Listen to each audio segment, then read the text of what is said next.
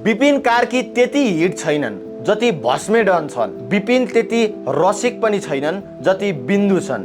विपिन त्यति घतलाग्दा पनि छैनन् जति फडिन र प्रसाद छन्। अनेकमा विपिन छैनन् तर विपिनमा अनेक छन्। यो प्याराडक्स नै उनको सबैभन्दा ठुलो शक्ति हो। 5 फिट 9 इन्च अग्ला, खिरिला ज्यान, खपटे अनुहार र चेकोबेरा जस्तो क्रान्तिकारी दारी जुङ्गा बोकेको विपिन झट्ट हेर्दा अभिनेता भन्दा बढी कमन म्यान जस्ता लाग्छन्। तर यही सादगी उनीहरूको आवरण हो जसभित्र उनी हरेक पटक नयाँ पात्र बनेर निस्किन्छन्। नेपाली चलचित्रमा विपिन कार्कीको उदय पुरानो अभिनय शैलीको क्रम भङ्ग थियो। उनी कहिले हिरोइजममा विश्वास गर्दैनन्। स्लिभर स्क्रिन विपिन कार्की बनेर देखिने लोभ उनीमा छैन। त्यसैले उनी फिल्मको सङ्ख्या होइन गुणस्तरमा विश्वास गर्छन्। छड्के, पशुपति प्रसाद, जात्रा, लुट्टु, कालो पोथी, ताण्डव, लाल पूर्जा, नाका जस्ता फिल्ममा उनले जे गरे त्यसमा आफ्नो छाप छोड्न सफल भए। कतिपय फिल्म डुबे तर विपिन तैरिए। फिल्म डुबे पनि उनको पात्र दर्शकको मनमा बसिरह्यो। विपिन यस्ता अभिनेता हुन् जसले कुनै पनि चरित्रलाई फितलो बनाउँदैनन्। उनी स्क्रिप्ट पढ्ने बित्तिकै आफूलाई पुरै त्यसमा ढाल्न थाल्छन्। शारीरिक र मानसिक रूपमा परिवर्तन हुन्छन्। सुटिङको समयमा उनी विपिन कार्कीबाट पुरै हराउँछन्। उनकी श्रीमती रेशमा कटुवालले सुरुमा यो कुरा अचम्म मान्थिन्। सग्लो पति अचानक अर्को जस्तो हाउभाउ, बोलीचाली सबै बदलिन्थ्यो। विपिन सम्झिन्छन् कहिलेकाहीँ रेशमालाई लाग्थ्यो बुढो बौलाए कि क्या हो, तर अब उनी अभ्यस्त भइसके। विपिनको यो मेथड एक्टिङले उनलाई नेपाली चलचित्रकै वान पिस अभिनेता बनाएको छ। छड्केमा बिन्दु जाति रसिक थिएनन्। स्क्रिप्टमा फिल्ममा पनि त्योभन्दा बढी बने। पशुपति प्रसादमा भीष्मे डन सहायक पात्र मात्र थिए तर विपिनको अभिनयले उनी मुख्य आकर्षण बने। त्यही चरित्रको बलमा निर्देशक प्रदीप भट्टराईले जात्रा उनकै काँधमा बोकाए। उनको तयारी प्रक्रिया निकै लामो हुन्छ। एउटा चरित्रमा ढालिन उनी महिनौँ लगाउँछन्। समाजमा त्यस्तै पात्र खोज्छन्।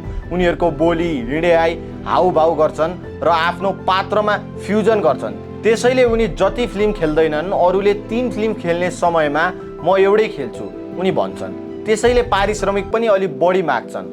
बजारमा चर्चा छ उनी एक फिल्मको लागि 17 लाखसम्म डिमान्ड गर्छन्। तर यो पारिश्रमिक उनको समय, मेहनत र लगावको मूल्य हो। मन परेको स्क्रिप्टमा उनी सित्तैमा पनि काम गर्न तयार हुन्छन्। झट्ट हेर्दा उनी स्टार जस्तो लाग्दैनन्। भिडमा मिसाउँदा कसैले हिरो भनेर चिन्ने सम्भावना कम छ। अटोग्राफ लिने भिडले घेर्न पनि हुँदैन। उनी आफैलाई यो कुराको पूर्ण हेक्का छ। उनी स्टारडमको लोभमा होइन पात्रको सत्यतामा विश्वास गर्छन्। अनमोल केसी वा दयाङ राई जस्ता अभिनेताहरू स्टारडमले ग्रसित भएको ठाउँमा विपिन कहिले त्यो बाटो रोजेनन्। राजेश हमालले जसरी आफ्नो छवि बोकेर हरेक फिल्ममा आउँथे विपिन ठिक उल्टो बाटो हिँडे। हरेक फिल्ममा आफूलाई पुरै लुकाए। अहिले उनी मुख्य भूमिकामा छन्। नाकादेखि हरिसम्म उनले हिरोको भूमिका निर्वाह गरेका छन्। तर जोखिम पनि उत्तिकै छ। फिल्म मेकरहरू विपिन जसरी पनि पात्रलाई जोडदार बनाउँछन् भन्ने मानसिकतामा लागे भने फिल्म हावा खान सक्छ। विपिनले आफ्नो चरित्रमा जति मेहनत गर्छन् त्यति त्यसलाई न्याय दिन सक्ने निर्देशक र टिम हामी कहाँ दुर्लभ छन्। पछिल्ला केही फिल्मले यो कुरा प्रमाणित पनि गरिसकेको छ। उनी बिकाऊ होइनन्, टिकाऊ अभिनेतामा विश्वास गर्छन्। यदि उनी स्क्रिप्ट छनौटमा अझ सतर्क बने, राम्रो निर्देशकसँग काम गरे भने नेपाली फिल्मले अझ धेरै राम्रा पात्रहरू पाउनेछन्। उनी सामान्य टी सर्ट, जिन्स र क्याप लगाएर हिँड्छन्। नयाँ फिल्मको तयारीमा व्यस्त हुन्छन्।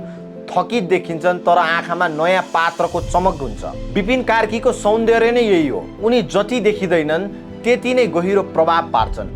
नेपाली चलचित्रमा उनी एउटा दुर्लभ नमुना हुन् जसले हिरोइजम बिना नै हिरो बन्छन्, आफूलाई हराएर पात्रलाई जिउँदो बनाउँछन्। विपिन कार्कीको कथा यो हो, एउटा साधारण अनुहार भएको मान्छे जसले असाधारण पात्रहरू जन्माउँछन् र हरेक पटक नयाँ रूपमा दर्शकको सामु आउँछन्। कहिले भस्मे डन बनेर, कहिले बिन्दु बनेर, कहिले फडिन र प्रसाद बनेर।